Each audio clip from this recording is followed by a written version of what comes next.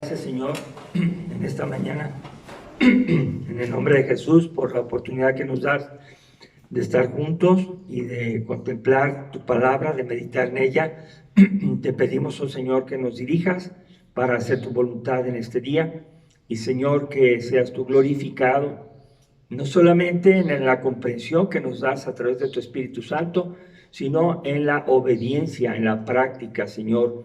Y gracias porque tú eres el único que tienes toda la autoridad para ser obedecido. Y, Señor, tu palabra también es la autoridad la que nos dice qué hacer. Ayúdanos a entenderla y a ponerla por obra en el nombre de Jesús. Amén. Amén. Pueden sentarse, hermanos.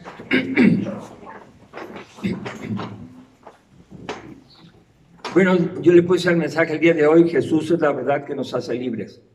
Jesús es la verdad que nos hace libres. ¿Por qué quise poner esto? Porque hemos dicho acerca de nuestra naturaleza y hay por lo menos 4 conceptos que quiero compartir el día de hoy y que nos revela la historia de la salvación en Cristo Jesús, la historia como se ve en la Biblia de principio a fin.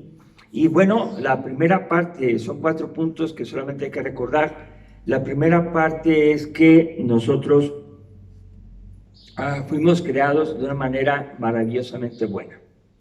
El ser humano y toda la creación, dice la Biblia, que la creación fue muy buena, buena en gran manera. Entonces esa primera parte, Dios es bueno y su naturaleza, su creación, al ser humano y todo lo que existe fue bueno. Sin embargo, hay una rebeldía ahí, hay una, ¿cómo decir?, hacerle caso a la rebelión de Satanás y entonces ya se va al segundo punto, que es la caída o la rebelión, que ya trae consecuencias a la humanidad. Y aquello que era bueno ya se complicó. Ya se complicó. Ya hay situaciones muy difíciles que pues las estamos viendo hasta el día de hoy. Pero la buena noticia, que es el tercer punto, es que Jesús nos justifica. O sea, Jesús viene a ser hombre y el cumplimiento de toda la ley, y en él podemos tener el perdón de pecados. O sea, es importante que nosotros podamos llegar a una conclusión personal de decir: Jesús para mí es mi Señor y mi Salvador personal. Él murió por mis pecados. Él es el que derramó su sangre y el costo de su muerte fue tan alto que yo tuve que reconocer que Él es el único que me puede justificar. Es real que no hay otra manera de ser justificados. No son las obras de caridad, no son nada de lo que hagamos, porque a Dios esos son como trapos sucios que no sirven para salvación. Bueno, y vemos la otra parte que sigue. Después de que yo soy justificado, tengo que llegar a una santificación, una manera de vivir como demostrando cada día, permitiendo a Dios que el Espíritu Santo nos vaya transformando. Entonces necesitamos permitir que Él nos vaya diciendo por dónde ir, qué hacer y qué evitar, y Él habita en nosotros. Ese es el resultado de la justificación. Y la santificación es la confirmación de que estás justificado por Cristo. De tal manera que si una persona vive en el pecado y dice que es cristiano, no está santificado, no está viviendo para Dios, no está apartado. Y esto deja mucho en tela de juicio al mentiroso, a todos aquellos que hacen lo malo a escondidas, y que pueden venir al templo. Eso no los va a salvar, tienen que estar muy claros. Y si nosotros tenemos esa lucha, porque todos la tenemos, somos seres humanos, y batallamos con la soledad, con la envidia, con la lascivia, con muchas cosas, Cristo es el que nos va a ayudar a través del Espíritu Santo para santificarnos. Y el último punto que estamos esperando, que ya es una probadita ahorita, es que nosotros vamos a ser glorificados. O sea, la perfección va a llegar cuando Cristo venga por su iglesia y nos lleve a su presencia. Cuando Cristo venga y nos lleve a su presencia, entonces sí, se va a acabar la enfermedad, se va a acabar todo el pecado, y vamos a ser transformados y en un abrir y cerrar de ojos y dejaremos de batallar con las tentaciones mentales, ¿verdad? O de hablar o de hacer, se va a acabar eso. Pero mientras tanto nosotros tenemos que vivir disfrutando de la libertad que Jesús nos da. Y voy a compartir también, como recordando, lo que en Génesis 3, 1 al 6, no lo abren, ya lo conocen, se trata de Adán y Eva en el huerto. Fíjense lo que voy a decir, nada más para que recuerden. Adán y Eva conocieron la verdad. ¿Están de acuerdo? Conocieron la mentira. ¿Están de acuerdo? Pero fracasaron porque se sometieron a la mentira. Y ahora todos nosotros estamos viviendo con consecuencias de esa mentira desobedecida por Adán y Eva. Ese fue el primer Adán. Pero la buena noticia es que hay una oportunidad con el segundo Adán, que es Jesucristo. Y voy a empezar pidiéndoles que abran su Biblia en San Juan 8, 31 al 40. Y vamos a ver algo que es también una verdad, que cómo Jesús nos hace libres. Juan 8, 31 al 40.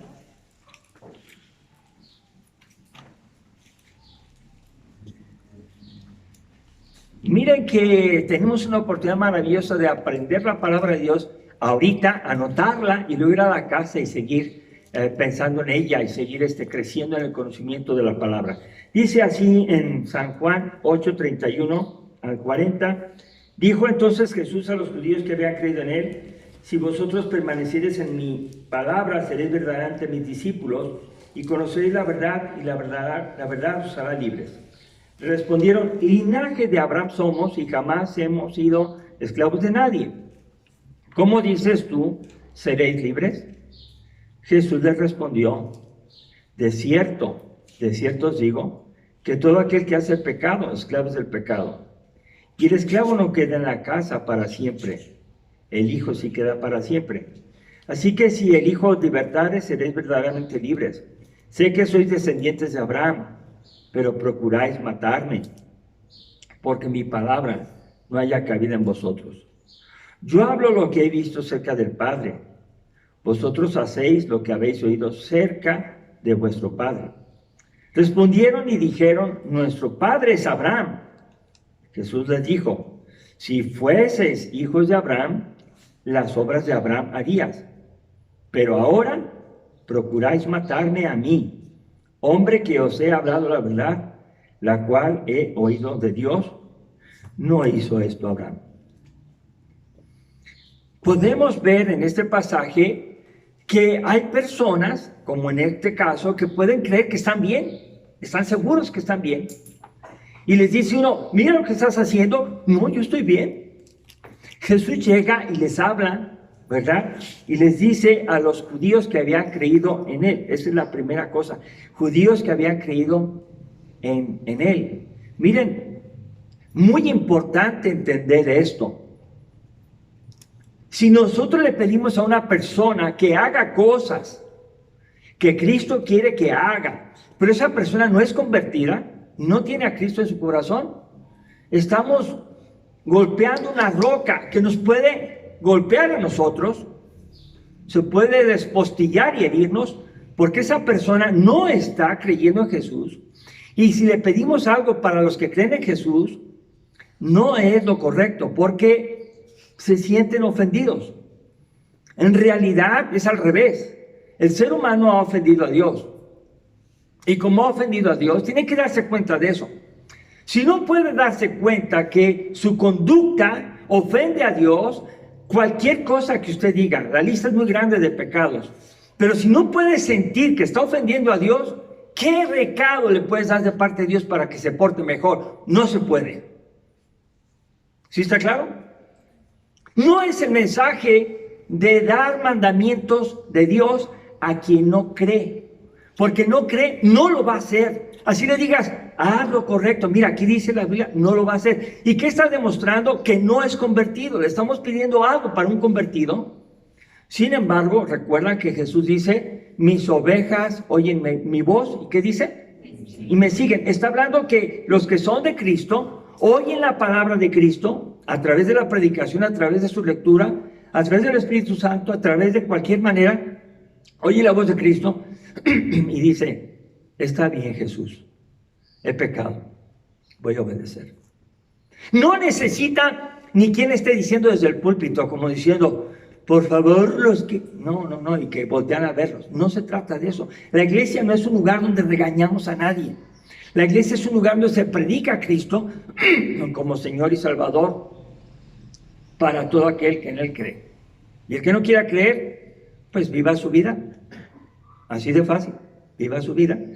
Y al final, la autoridad que es Cristo va a tomar cuidado de esto. Yo resumo en estos puntos que leí. Permanecer en su palabra es ser verdaderamente sus discípulos. Obedecer su palabra es ser verdaderamente sus discípulos. ¿Cuándo lo obedecemos? Siempre. A la luz del día y en la oscuridad de la noche. Cuando hay personas y cuando no hay personas. Siempre.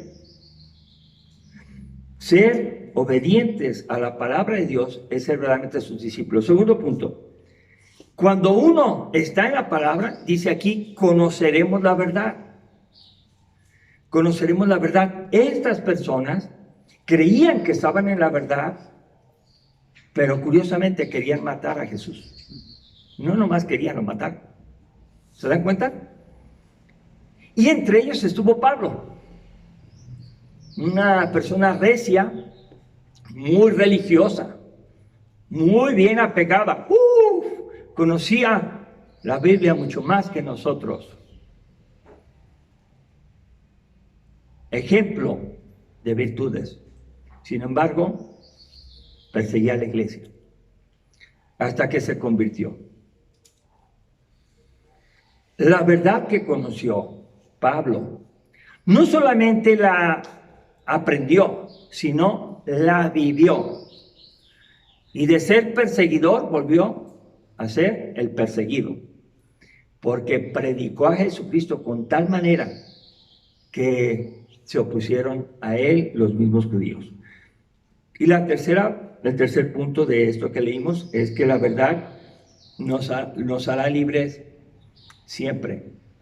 ¿Libres de qué? De la condenación eterna, del poder, la esclavitud del pecado. Y tal vez debemos aprender ese versículo que yo también estoy practicándolo, de resistir al pecado, dice, hasta la muerte. Y en la Meca, en este lugar y en muchos lugares, todavía no hay persecución. Tal vez en China, sí. Tal vez en los lugares donde predomina otra fe, sí están persiguiendo a los cristianos hasta la muerte. Pero hermanos, aquí no tenemos esa persecución. Pero el pecado sí nos persigue y nos invita, nos ruega, nos insista a que hagamos su voluntad. Y ese es el tipo de persecución que vivimos ahora, que su origen está en nosotros mismos, en el mundo y en Satanás. Pero el principal obstáculo que podemos tener los que estamos escuchando el mensaje es que seamos sabios en nuestra propia opinión. Digamos, di lo que quieras, pero yo pienso así. ¿Me estás hablando de Cristo, pero yo tengo otra opinión diferente? Tú dices que hemos sido esclavos y yo digo que no, nunca hemos sido esclavos de nada. Y hay personas que se sienten muy, muy bien, pero están actuando muy, muy mal. Porque son sus hechos lo que comprueban que son salvos. Las obras no salvan. Las obras confirman quién eres. Entonces cada uno de nosotros tiene que pensar qué debo cambiar. Y vuelvo a lo mismo. Es el Espíritu Santo el que les va a decir. Ese es nuestro principal problema. Mi propia opinión ajena a la palabra de Dios o a la voluntad de Dios. Jesús los descubrió. Ustedes dicen que me creen, ¿verdad? Bueno, ustedes han creído, está bien, pero fíjense que también tienen que tener cuidado, porque si la palabra de Dios no es aceptada en su corazón de a de veras, ustedes van a hacer la voluntad del otro padre que es Satanás. Bueno, entonces voy a citar a una persona que se llama J.L. Packer en su libro Hacia el conocimiento de Dios. Él sí dijo esto, muy, muy breve. La vida debe verse y vivirse a la luz de la palabra de Dios. La vida debe verse y vivirse a la luz de la palabra de Dios. Entonces este hermano que comparte esto nos dice, aquí está el mensaje, cómo debemos ver la vida. Todas las cosas, todas, no lo malas que nos gustan. Aquí está todo. Y no solamente verlas, sino vivirlas. Bueno, podemos ver cómo Dios inicia su creación de manera muy buena. Podemos ver entonces la caída por la rebelión. Podemos ver la redención que es en Cristo Jesús. Y podemos ver con ilusión y con mucha esperanza la perfección que vamos a tener cuando estemos en su presencia. ¿De acuerdo? O sea, no hay que pensar que la historia de la salvación es una historia que se trunca cuando alguien ya no puede. No, no se trata de eso. Se trata de que Dios, si pudo, envió a su Hijo y Él puede salvarnos. Pero Él nos pide que permanezcamos en su palabra y no solamente de oídas, sino con un corazón bien ferviente. Bueno, ahora yo quiero compartir con ustedes Primera de Corintios, capítulo 1. Primera de Corintios, capítulo 1.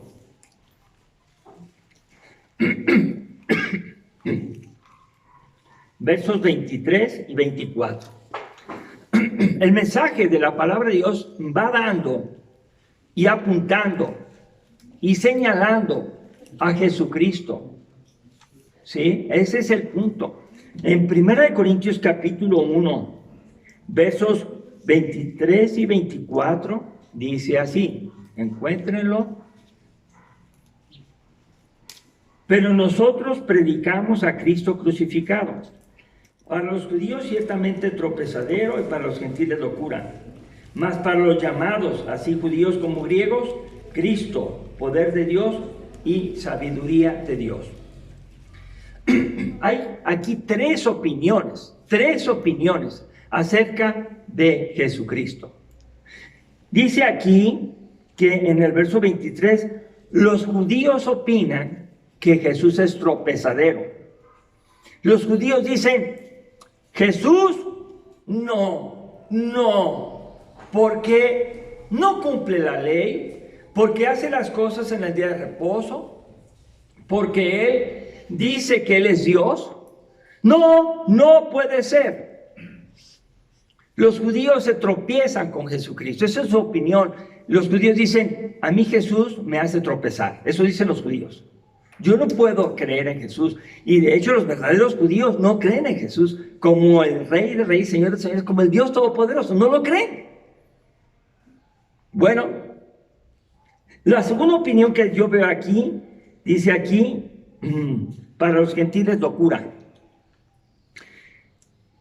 Los griegos dicen aquí, esto es, los gentiles, dicen, ¿cómo es posible que alguien que es Dios muera crucificado como un criminal? ¿Cómo es posible que Él no pueda ganar en una lucha donde Él tiene la razón? ¿Por qué pasó eso? Están locos todos aquellos que creen en el Evangelio, que es una locura.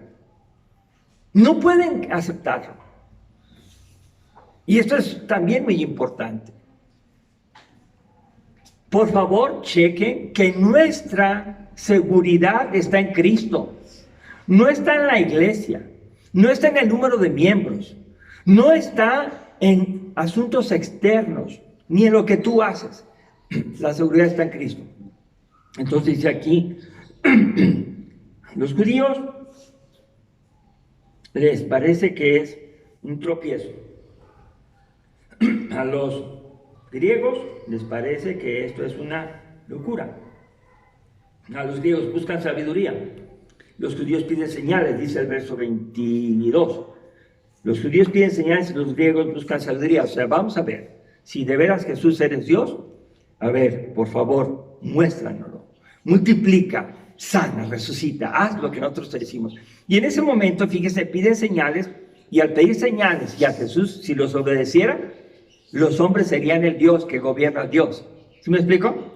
¿Quién manda? ¿Jesús o los hombres?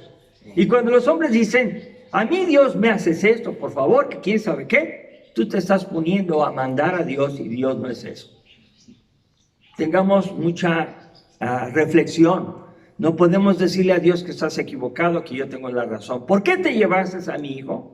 ¿Por qué esto? Los por qué no funcionan con Dios. Dios siempre tiene la razón. Bueno, yo puedo ver aquí claramente que para nosotros es poder de Dios y sabiduría de Dios. Ahora, tres opiniones. ¿Aceptas a Jesús como la sabiduría de Dios? ¿Aceptas a Jesús como el poder de Dios? ¿O también vas a decir que está loco? ¿O también vas a decir que quieres ver más pruebas de que existe y de que es Dios? Tú eliges. Ahora, aunque una persona no elija, uno lo ve. ¿Dónde deposita su interés en la vida? ¿Dónde y a qué se dedica en sus tiempos? ¿Cómo ve a Jesús? Bueno, ahí vemos esto. Y aquí en Romanos, vamos al pasaje que leímos, Romanos capítulo número 12.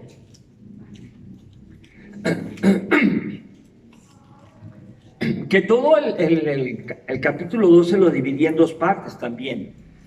La primera parte, nuestra relación con Dios. Esa es la primera parte.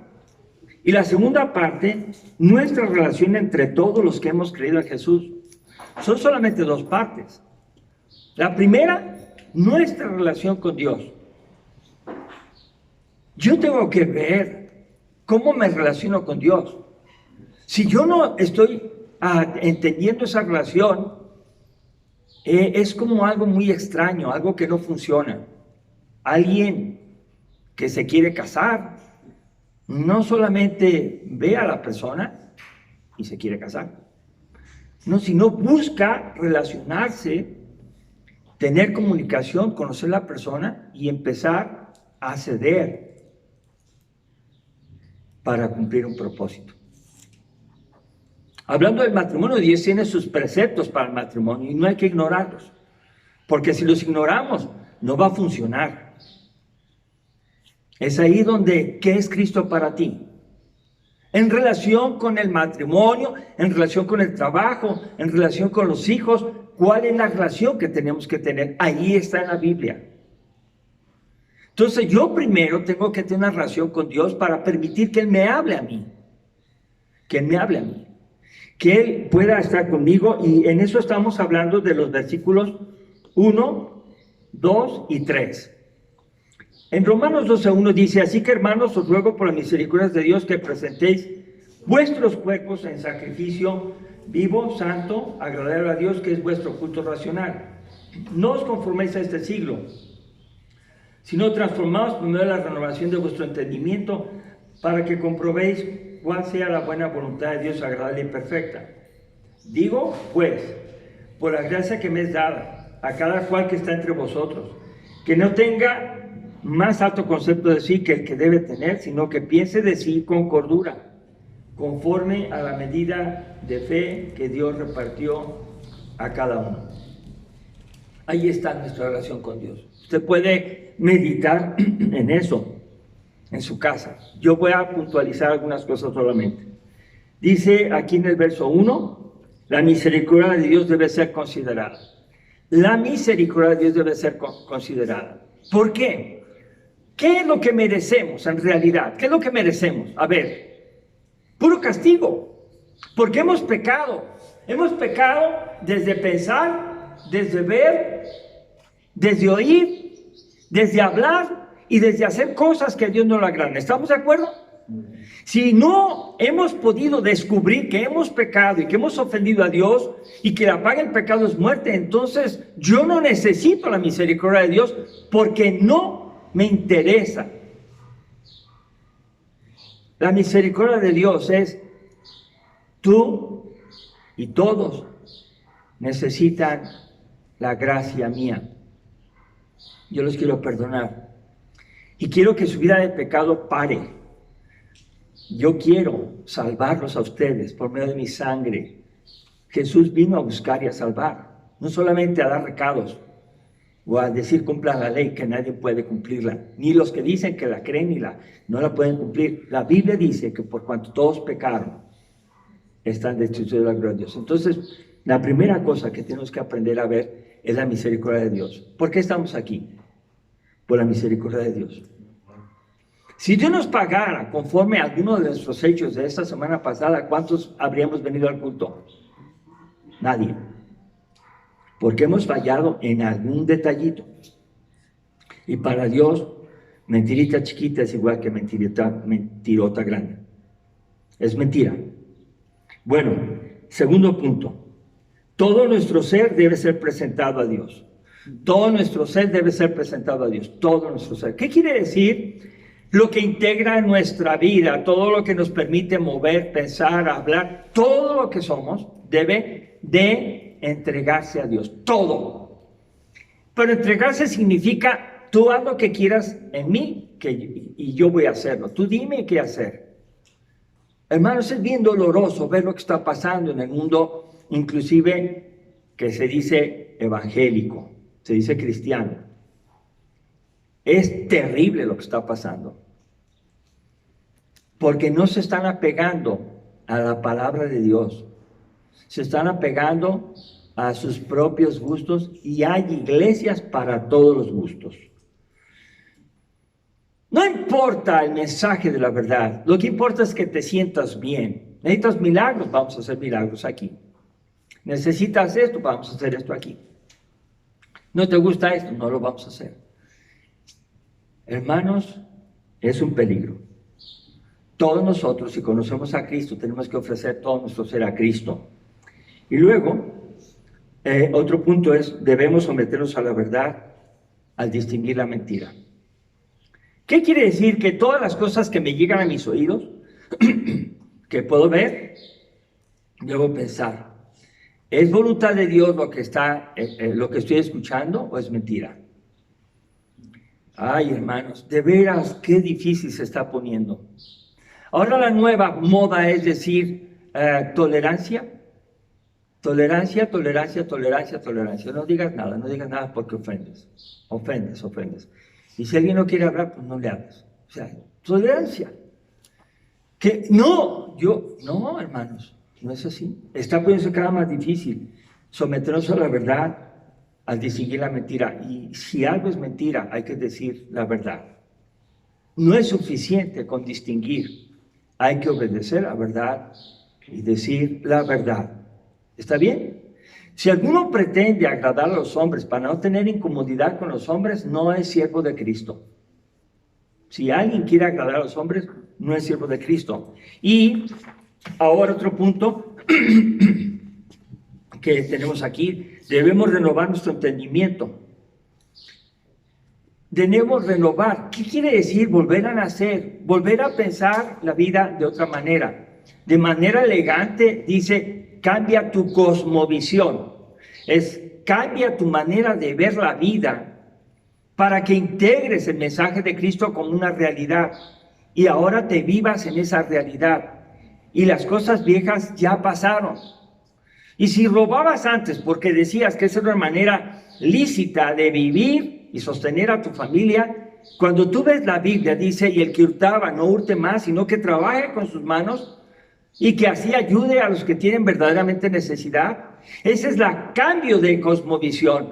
Yo era un ladrón educado, de cuello alto, era una persona que robaba, pero no afectaba a nadie.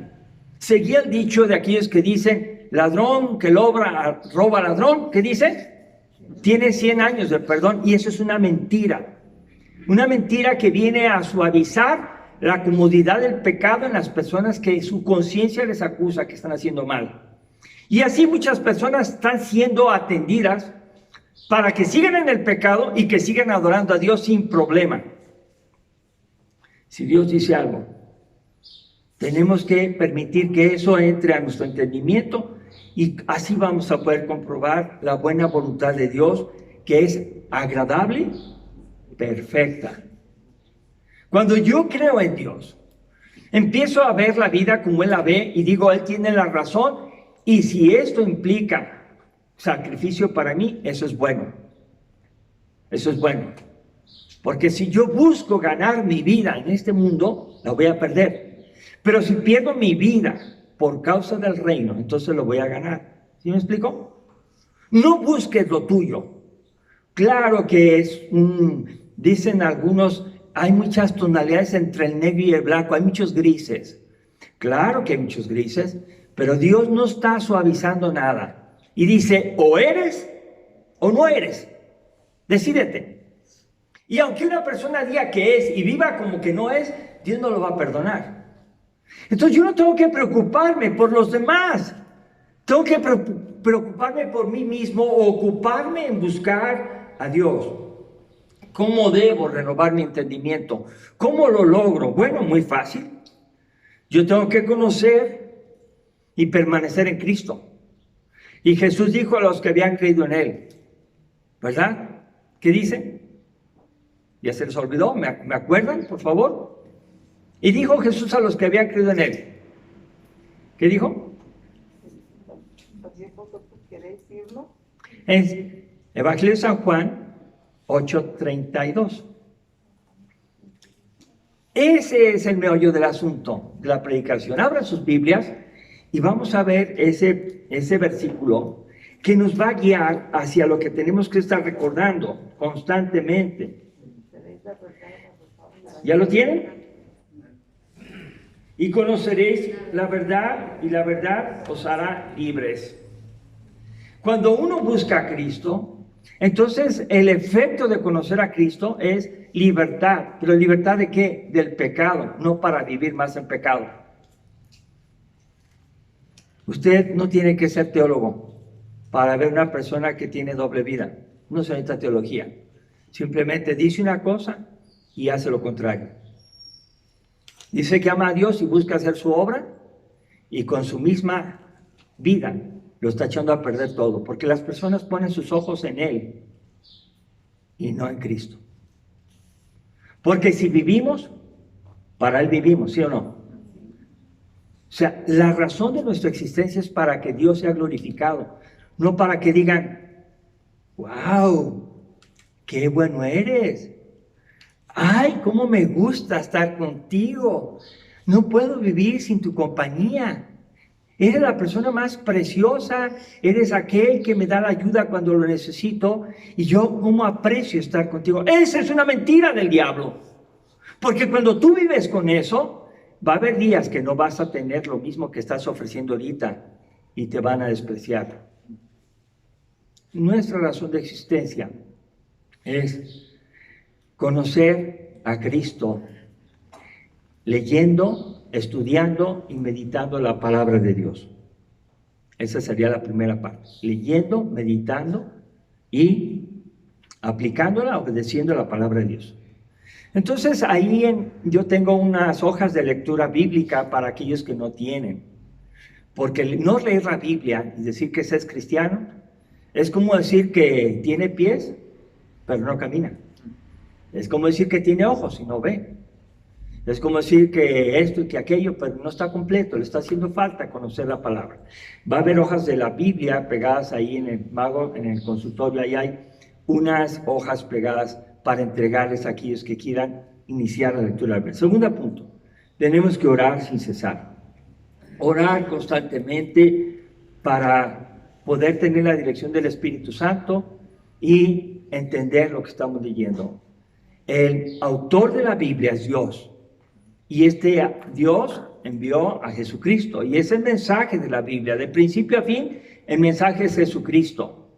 Y el Espíritu Santo es el que nos guía. Ahora, si no tienes tiempo para leer la Biblia, yo no tengo tiempo, ¿quién te garantiza que vas a conocer el mensaje? No. Y tercero, tenemos que tomar la decisión. De veras, una decisión de obedecerla con la ayuda del Espíritu Santo, con el poder. No solamente tenemos que ser oidores, sino también hacedores de su voluntad. Y una iglesia cristiana fuerte no es una iglesia numerosa, no es una iglesia que tiene todos los ministerios y que tiene todo bien elaborado y todo está maravillosamente bien. Es bueno tener eso, pero si el corazón de las personas no está en Cristo, no funciona, aunque sea la más maravillosa de todas. Quiero invitarles a que la segunda parte, esa es la relación con Dios. La segunda parte del mensaje tiene que ver con nuestra relación entre nosotros. Ahí en Romanos capítulo 12, quiero mencionarlo solamente porque seguramente que lo vamos a ampliar la semana que entra. Perdón, estamos en Romanos, sí. Romanos capítulo 12. Dice aquí claramente que en el verso 4, porque de la manera que en un cuerpo tenemos muchos miembros, pero no todos los miembros tienen una función, así nosotros siendo muchos somos un cuerpo en Cristo y todos miembros los unos de los otros. Bueno, nos pasamos de nuestra relación con Cristo, con Dios, ahora nos vamos a relacionar entre nosotros. Vamos a interactuar entre nosotros. Ahora, bajo una premisa fundamental, solamente que seamos de Cristo podemos relacionarnos de manera como a Él le agrada. Una persona que no tiene a Cristo difícilmente podrá imitar estar bien con la iglesia y se cansará. Una persona que tiene a Cristo en su corazón, ahí está incluido. Somos miembros del cuerpo de Cristo y nos debemos los unos a los otros. Y eso es lo que queremos ver la semana que entra. Queremos aprender a relacionarnos entre nosotros. No existe una verdad cuando dice, yo me relaciono muy bien con el pastor y lo estimo mucho. O con la esposa del pastor, o con el hijo del pastor, o con la nuera del pastor, etc. No. Su relación fuerte no está en nosotros. Primeramente está ¿con quién? Con Cristo, con Dios. Y enseguida podemos relacionarnos todos de manera santa y sana. Y ahí entonces podremos ver que somos diferentes. Y eso hay que aceptarlo, hay que permitirnos ser diferentes. Y bueno, mensaje para la semana que entra, por favor, léanlo, porque aquí vamos a ver cómo relacionarnos unos con otros de manera que Dios le agrade. No debe haber cristianos solitarios, que solo yo, y como yo quiero, y como no hacen lo que yo quiero, yo mejor me retiro. No existe eso. La Biblia dice muchos mensajes que vamos a ver la semana que entra. Voy a invitarlos a ponernos de pie y a invitarlos a ustedes, hermanos, a que cuidemos una relación muy personal con Dios a través de Jesucristo. Si alguien no tiene a Cristo en su corazón, no va a poder hacerlo. Le estamos diciendo o le estamos invitando a que entregue su vida a Cristo. Y a mí me sorprendió una vez cuando una persona tenía muchos años de que se consideraba cristiana en la iglesia y esa persona valientemente pasó adelante y dijo, yo quiero entregar mi vida a Cristo. Porque he vivido toda esta vida creyendo que soy cristiano y la verdad no era cristiano. Esa persona tuvo que pasar la pena, pero pudo tomar la decisión correcta. Con su boca decía que era cristiano, pero sus hechos negaban todo eso. Y solo Dios pudo hacer esa obra en su corazón. Si alguien no ha entregado su vida a Cristo y quiere hacerlo ahorita, puede tomar la decisión. Yo de aquí puedo ver quién quiere entregar su vida a Cristo. Y levante su mano solamente si quiere alguien entregar su vida a Jesús. Y lo hago porque si no, gracias, porque si no, yo me quedo con un pendiente. Hablaste bien, pero faltaste a la decisión que tiene que tomar la persona. Vamos a orientar a todo aquel, me voy a quedar aquí al final, a todo aquel que quiera entregar su vida a Jesús, que quiera dejar vivir una vida de apariencias y de cargar sus problemas solo. Cristo murió para cargar la vida y Él venció hasta la muerte y nos da vida eterna. Oremos. Padre, en este momento te pedimos perdón primeramente porque muchas veces podemos haber tenido esa actitud, Señor, de creer que tenemos la razón en todo y que podemos cuestionar a cualquiera. inclusive a tu palabra. Te pedimos perdón porque queremos ser sinceros delante de ti y hacer tu palabra como la regla de nuestra vida para que nosotros podamos tomar las decisiones como tú quieres y no como nosotros pensamos. Gracias, Dios, porque el mensaje de tu palabra es claro y trae vida en abundancia en Cristo Jesús. Gracias, Señor. Ahora, Padre, llévanos con bien a casa y permítenos sembrar tu palabra, invitar a otras personas, animarlos, Señor, a que sigan a Cristo, porque los tiempos están siendo cada día más difíciles y eso avisa a Jesús que tú vienes por tu iglesia. Te damos gracias y te honramos, te bendecimos, pidiéndote, Señor, que son sus familiares que pueden estar pasando por problemas, por los hermanos enfermos y por todos aquellos que están luchando. Te lo pedimos todo en el nombre de Cristo Jesús. Amén. Amén. Dios los bendiga, hermanos. Continuamos.